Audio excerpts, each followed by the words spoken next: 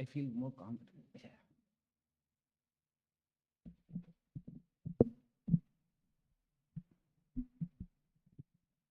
Okay, let's start with Sahana Baba.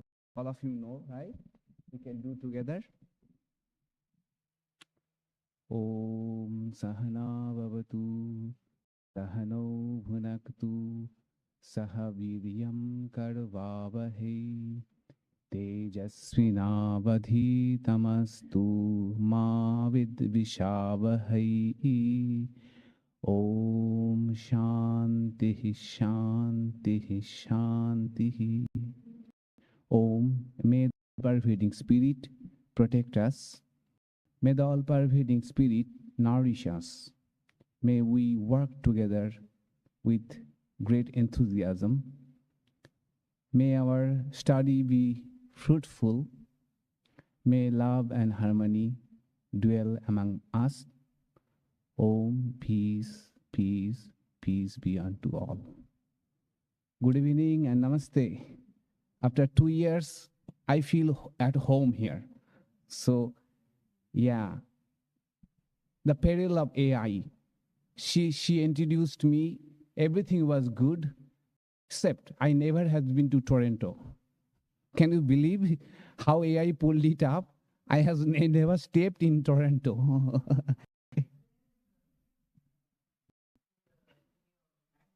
Impossible.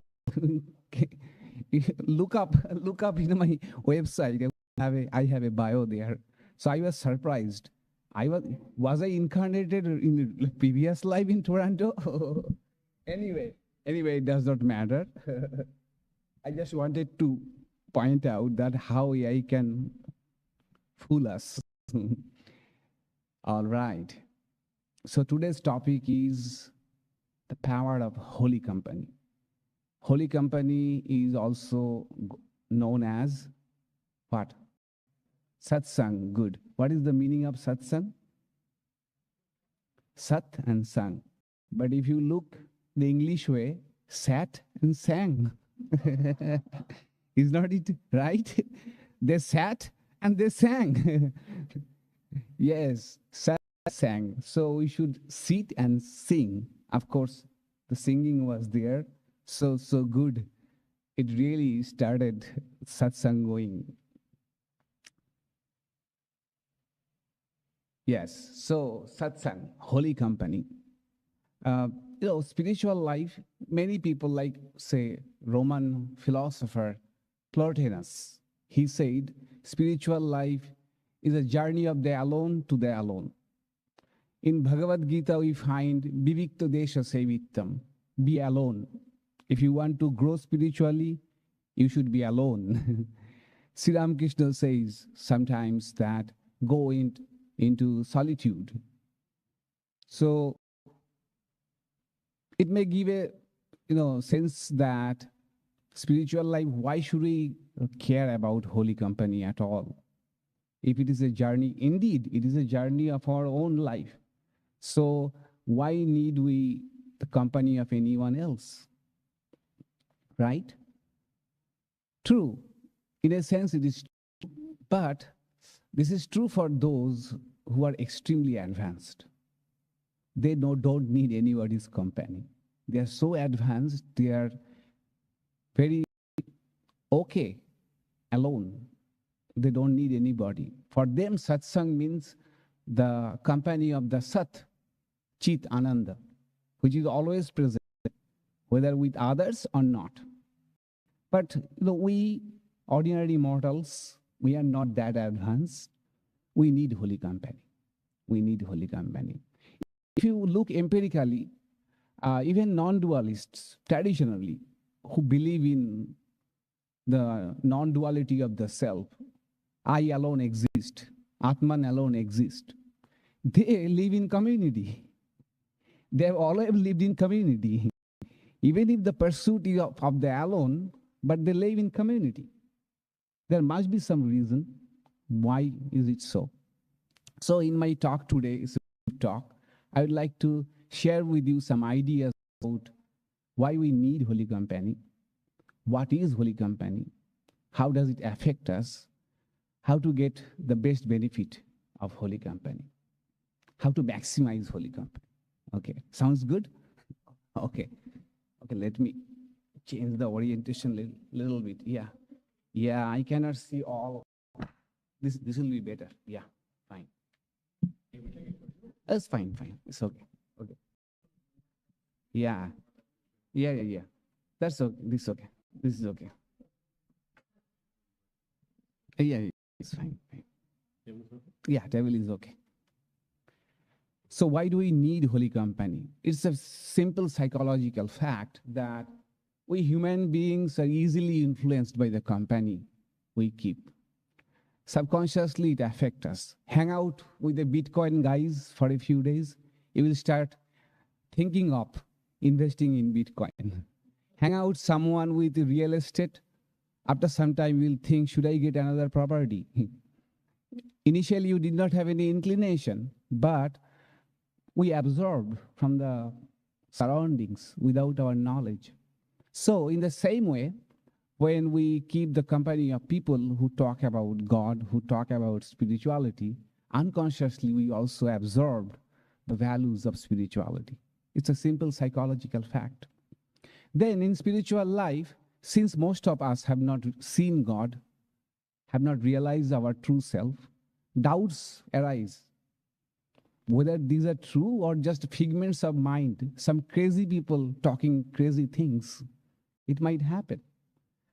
Those are the moments we really need company of others who have been pursuing the path for quite some time, and we see in their life what spirituality has given to them. That gives us strength. A few monks asked Swami Premananda, who was a brother disciple of Swami Vivekananda, a disciple of Sri Ramakrishna in Belur Math. Swami, we have joined the order after a calling, and we felt so good in the beginning. We had so much of spiritual enthusiasm. And how can we keep it up? It feels like the enthusiasm is waning, it's going down. Premanandaji said, there is only one way you can keep the enthusiasm going: holy company. Of company of others who are also in the same path. So one thing is, holy company first is that we are influenced by people with whom we hang out. That for that same reason we need holy company. Then when doubts arise, these people show us path. Especially if they are a little bit advanced, they give us hope and optimism. Third, I take it from Yuval Noah Harari's latest book, Nexus. Have you heard Nexus or read? Yuval Noah Harari. He says there are three types of realities. Objective reality, like a table. All of you can see it. I can show you this is a table. Subjective reality. For example, I am not feeling good now. Only I know, you don't know. You may be feeling euphoric right now. You only feel, you cannot show it to me. It is an internal thing. There is another reality, intersubjective reality. That is a social construct or a shared reality. A shared reality. That is, the reality is valid only among the people who believe in it. Take the example of democracy. There is no such thing called democracy. I cannot show you. This is democracy. And it's not a subjective feeling also. It's a shared belief. Democracy, freedom, anything abstract, anything that is subtle, you will come down to intersubjective reality. Even dollars is intersubjective reality.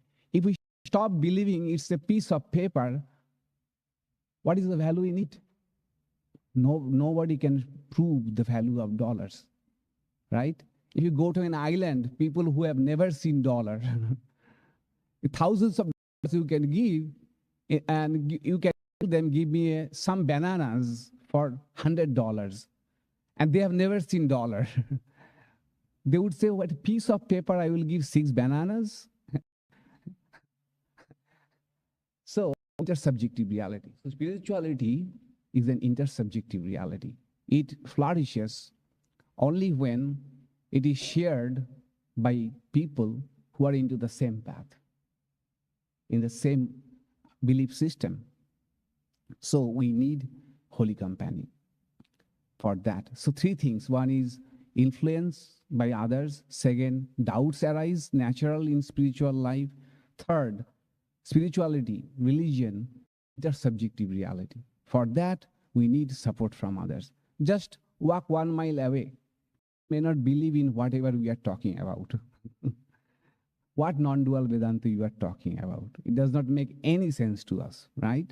But here it makes sense because we believe in the shared reality. So spirituality, abstract thing, it requires a shared reality and to be part of that shared reality. So this is the value of holy company. Holy company, some people may think that non-dual Vedanta does not require holy company. It's not so.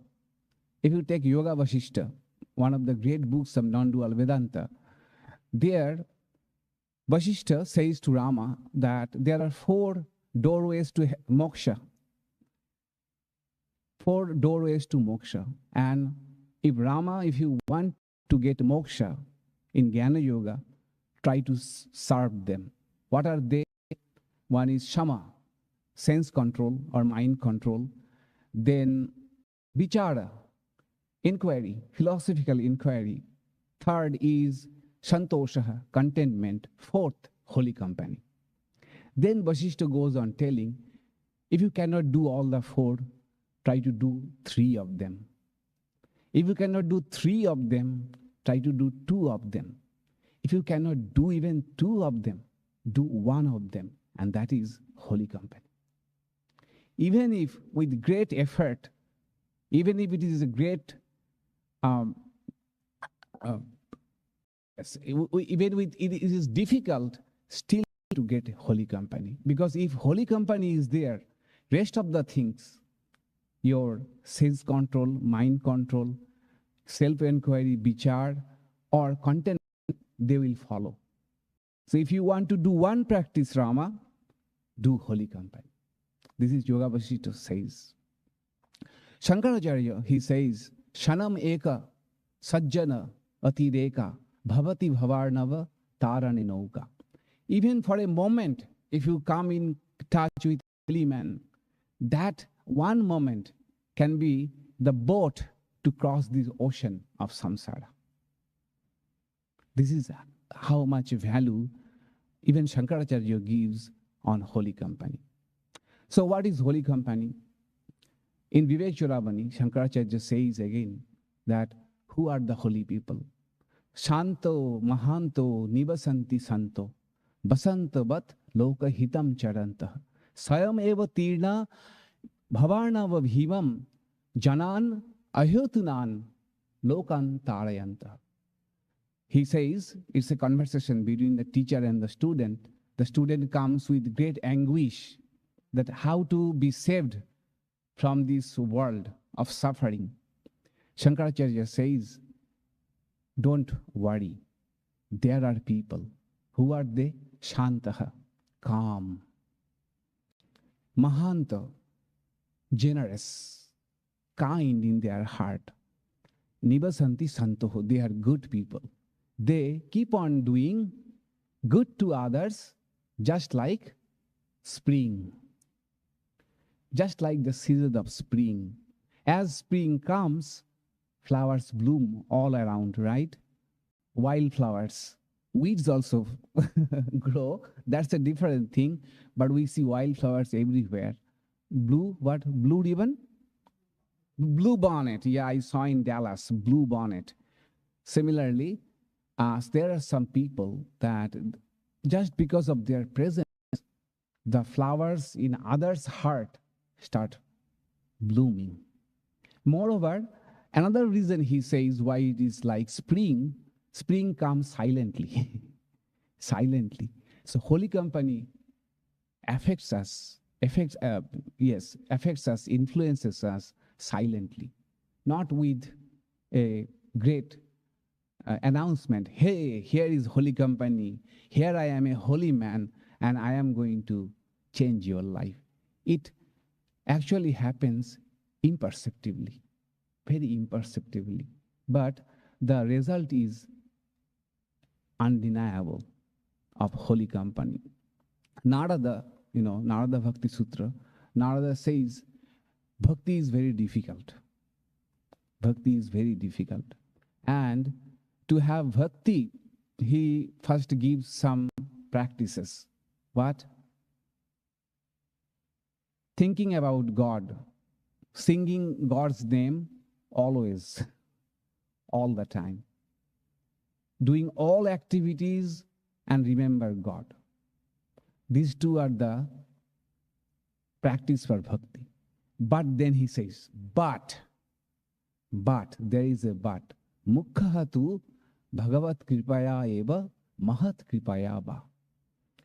Bhakti is possible only through the grace of the God or the grace of a mahat, a great person. Who is mahat? Who is mahat? Mahat is one who has realized God. Such a person is mahat, one who has realized God. If you get such a company, then bhakti will flourish in your heart. In Bhagavata, Shuka says, how does it act? He says that a Bhagavata means a advanced practitioner or a mahat, a realized soul, they first plant the seed of bhakti in your heart. And their company cleanses your afflictions. The company removes the rajas and tamas from your heart. If tamas and rajas are moved, what remains? Sattva. That is our natural state. In that sattvic state of mind, bhakti flourishes. Such is the value of holy company, such a holy company.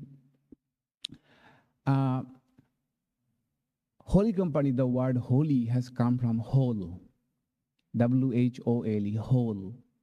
That means company that makes us whole. If we look at our life, we'll find conflicts within. Our life is fragmented, so much of conflict.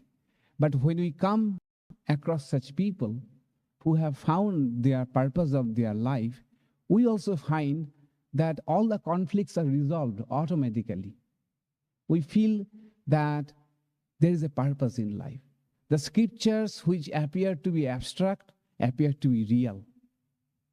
Spiritual life appears to be easier, right? You have seen here great monks come. I am not a great monk, but elevated monks come here, spiritually advanced. And in their company, how happy you feel, right? How light you feel, how easy spiritual life feel.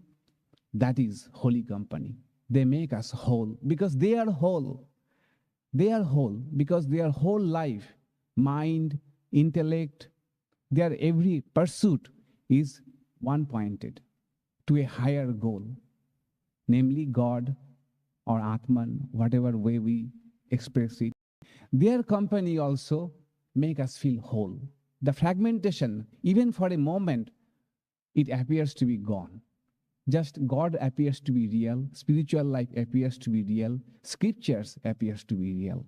Such is the power of holy company. Another thing, you may forget all about it, what I am speaking today, but one thing you should remember, how to know this is a holy company. This is a litmus test for holy company, that it will elevate you. A company, you will feel I am elevated. All the good qualities will become natural. They will come spontaneously out of it. Otherwise, it is not a holy company. If you don't feel elevated after a company, with a group, if you don't feel elevated, it is not holy company. It's not holy company. So one litmus test about holy company is we feel elevated. We don't know what it means to be elevated, but we feel elevated. We walked in, and when we walked out, we feel we are lighter. Lighter. A kind of joy is coming out of, from deep within. That is the litmus test for holy company. We feel elevated. Narada says, fine, holy company is important, it's needed. The most important thing for bhakti or spiritual life. But he says, Mahat Sangha tu durlabha, agamyo amogha cha. Real holy company is difficult. Why difficult? Because how many realized souls are in the whole world? Secondly, how do you recognize a realized soul? A realized soul would not advertise, hey, I am realizing. Do you want to be realized? If you hear somebody says, I am realized, I want to make you realized, red flag. That's the red flag. In our organization, it is said within our community, if you are elevated or realized, others will tell you. You will not tell, I am realized. Others will tell this person is realized. So that is a difficulty of knowing who is realized, who is not. One difficulty. Secondly, even if we know, but geographically it is maybe impossible. They may live far away. How do you get to them? Once in a while you can go to them. Can you have their constant company? You cannot. It's a durlabha, difficult. But agamya, how holy company works on our mind, inexplainable, ineffable. We don't know how it works on our mind. And amoghacha, infallible. If you have got holy company, its result is bound to happen. The effect is going to happen today or tomorrow or many years after. It will going to happen. We cannot explain it psychologically, scientifically, neuroscientifically, but it is going to happen. This is the experience of all of us. Holy company has its sure effect. Its sure effect. So now the question comes, then what to do? If it is so difficult to get, what to do? Our one Swami was there, Swami Ishadhyanananda. Many of you have probably heard, seen. He was in San Francisco. Very practical person. So many people used to ask him, Americans, have you realized God? Why should I, come to you? Have you realized God? Then he would say in his characteristic way, you know what? To understand the mathematics of class 5, that is 5th grade, you always don't need a PhD in mathematics. Someone who is in 10th standard can also help you. It's great if you get a PhD in mathematics to teach the mathematics of 5th grade, but a 10th grader can also help you. So, in the absence of such a Mahat who has realized God, anyone who is advanced, little more advanced than us, can be a substitute for holy company. They can be a substitute for holy company. One monk told me a story. He was at that time in Calcutta, and at that time our ashramas were very poor. They did not have personal cars. So he was going to Calcutta for some work in public transportation, a bus. And then a person approached and said, I have a desire to get initiation, spiritual initiation, if only I get a guru like Sri Ramakrishna. Then the monk said, to have a guru like Sri Ramakrishna, you have to be like Swami Vivekananda. Are you up for it? He said, I will talk to you later. So this is the thing. We may think that we will only, settle for realized soul, then only that is the only holy company. But no, even any advanced person can be our holy company. And moreover, a community where people are pursuing the same goal. They come together, talk about God, and do spiritual practice together. That is also a holy company. And if that company does not elevate, then it is only snacks and spiritual gossip. If a community where you go for a holy company does not elevate, does not inspire you for spiritual practice, I am telling you, because you are a community, it is our goal. It is our, you should remember this fact importantly, that we are coming across together for a great purpose, but it should be elevating. It should be elevating. If you go to a community, holy company, a holy community, and if you feel like here is power struggle going on, and instead of elevating my mind, I am just falling into the same rut that I see in other places, holiness, it is not a holy company. It's not a holy company. It should elevate us for spiritual practices, for higher goals. That is what we have to remember. So, real holy company means a company of a person who has realized God. In absence of that, a person who is advanced, little advanced than us, who has more faith, more conviction, that can also be a holy company. And you know how holy company works. We are first attracted by the personality, the character of a person. Then we think about what path they are pursuing. Then we think about what they are talking. Is not it? This is how holy company works. I can vouch for that. I grew up in an atheistic family. Till the age of 18, temple gods are known in my family. By divine grace, in my college days and university days, I came across some wonderful monks of Ramakrishna order. I was not at all interested in their spirituality, their religion, what they do, but I found wonderful people. I could compare them with my university professors, college professors. They were our heroes. In college days, university days, our heroes were who? Our professors, right? Who has written many books, who has got, many degrees and many awards. And I could see, even as an atheist, I could see the stark difference between the characters. Full of ego, selfish, cannot think about others, heavy heavy inside, depressed, don't know what it is that. And at the same time, I was seeing these monks, highly intelligent, highly educated, light, easy to approach, would love unconditionally to others, down to the earth, good people. And moreover, what attracted me was how happy they could be with how less. Whereas I could see outside how unhappy you could be with how much. How much. That actually really attracted me to spirituality. And that's why I said agamya. We don't know how it functions, but amogha.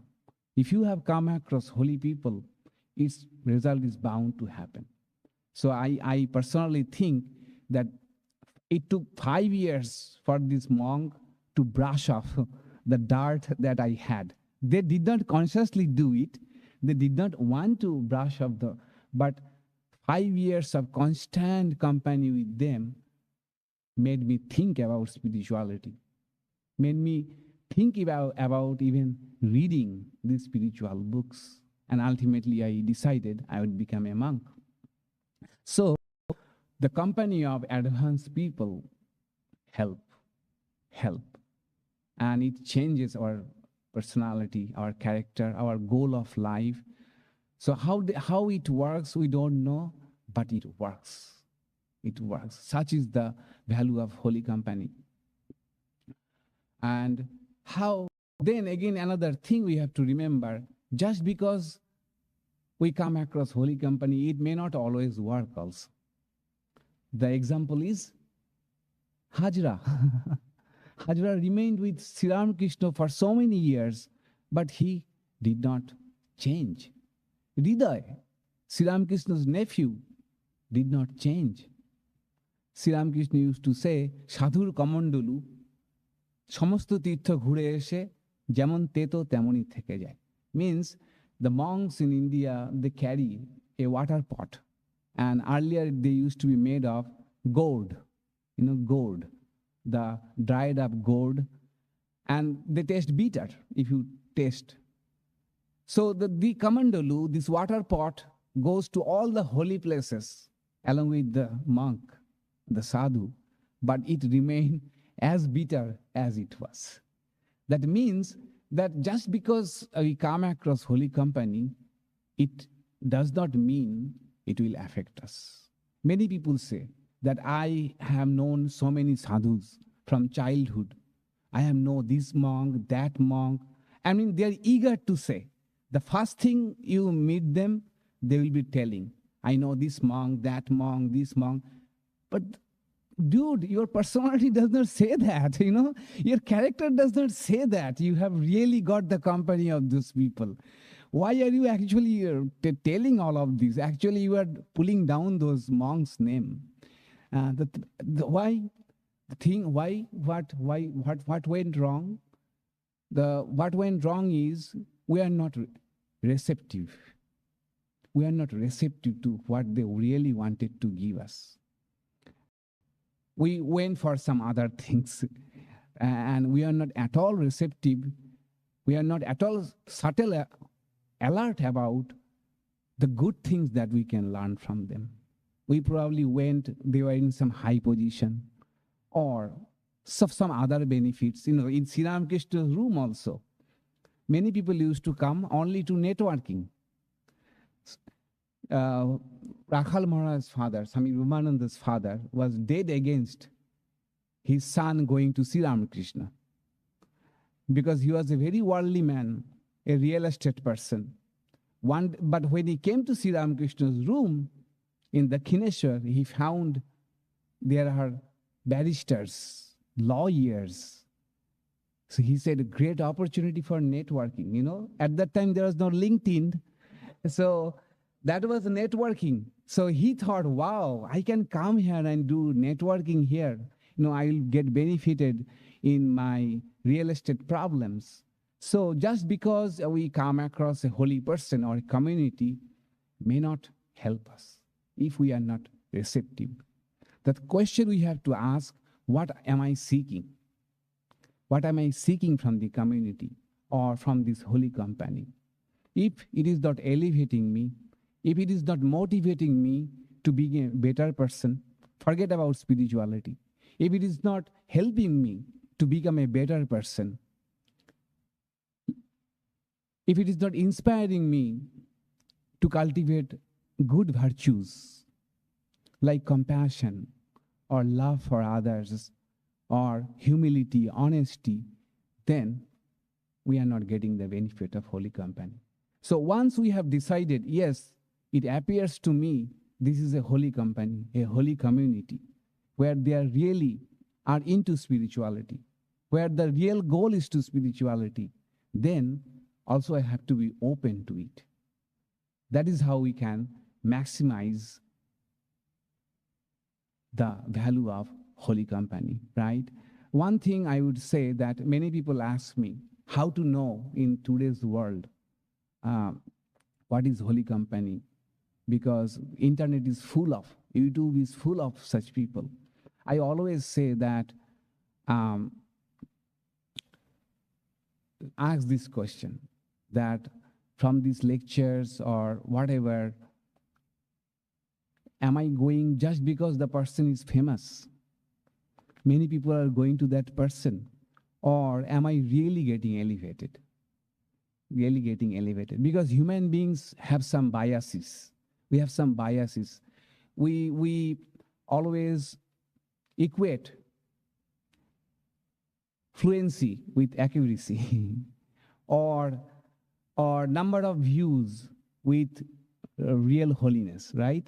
And we don't know also. How do you know? We think someone has got millions of views, people are following all over the world, that must be a holy company. Not, no. Is it elevating you? Is it helping you in your daily life? Is it helping you to be a better person?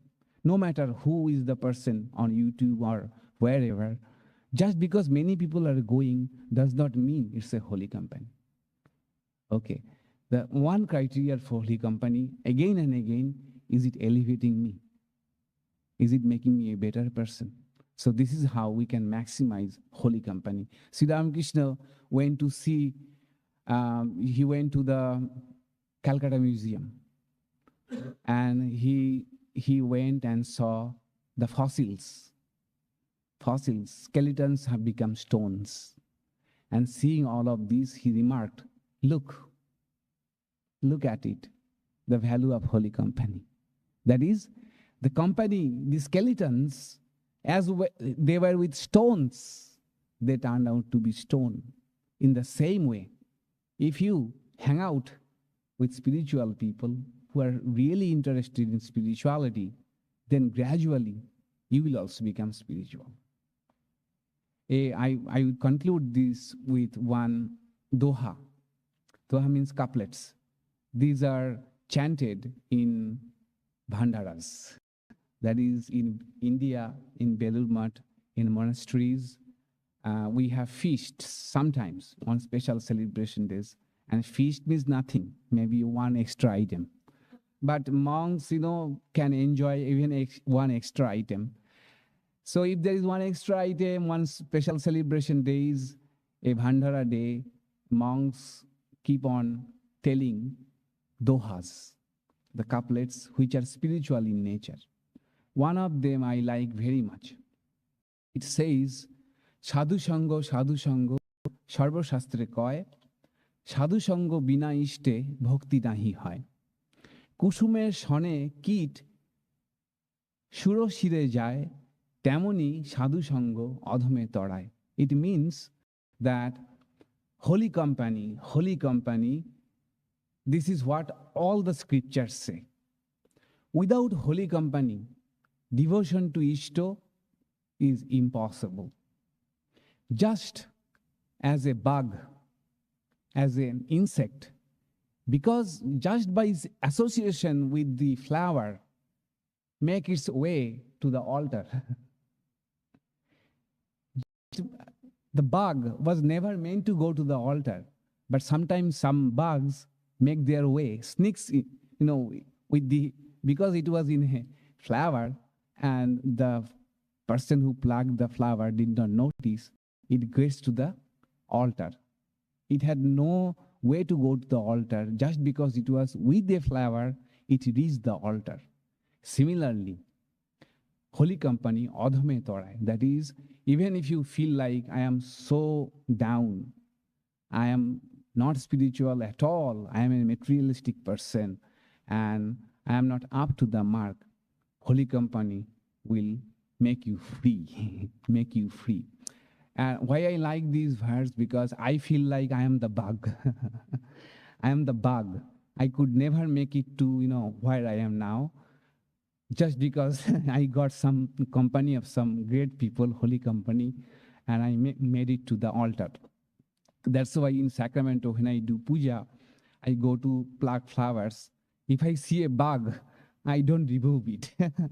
I think let it crawl on the altar. Let it crawl into the altar. So this is the beauty of holy company. And finally, I like to give this analogy that suppose you are driving from here to Austin alone. You are driving alone, 5 hours, whatever, 5 hours or so. How much? How long did? 3 hours, 3.5 hours, whatever. You are driving alone, kind of boring, and you may fall asleep. Imagine you have another person with you. You are the same work you did, you drove. But if the person is congenial, you talked to, joked, and you don't feel when Austin has come. But you did the same work. You drove, you had to drive all the way. Similarly, if the spiritual life alone we have to make the journey. But if there are people congenial, the journey becomes joyful. Moreover, we can drive in the HOV. HOV, that means we can reach the destination faster.